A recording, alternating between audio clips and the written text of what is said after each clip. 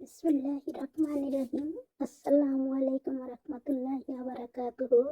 শুভ সকাল সবাইকে। হ্যালো গাইসগণ, আসুন আমরা একটি হাদিস শিখে নিই।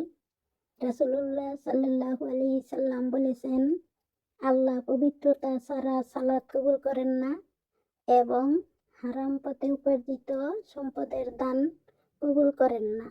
ইবনে মাজাহ 271। আসুন আমরা ফজরের নামাজ দিয়ে সকালটা শুরু করি এবং মানুষের জন্য উত্তম দোয়া করি নিজের দোয়ার মাধ্যমে। আমরা 5 ওয়াক্ত নামাজ পড়ব, মানুষকে উত্তম হেদায়েতের পথে ডাকব। সবাই সবার জন্য দোয়া করব। হ্যালো গাইসগণ, যারা এখনো আমার আইডিটি সাবস্ক্রাইব করেননি, প্লিজ সাবস্ক্রাইব করে লাইক, কমেন্ট এবং শেয়ারও করতে পারেন। আপনাদের জন্য দোয়া। আল্লাহ আমাকে সহ আপনাদের সবাইকে উত্তম হেদায়েতের পথে রাখুন, সুস্থতা রাখুন, ভালো রাখুন।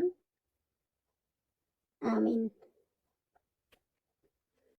এবং আমরা নিজের মন ও জিহ্বা সতেজ রাখার জন্য সবসময় তাসবিহগুলো পড়বো ইনশাল্লাহ। সুবহানাল্লাহি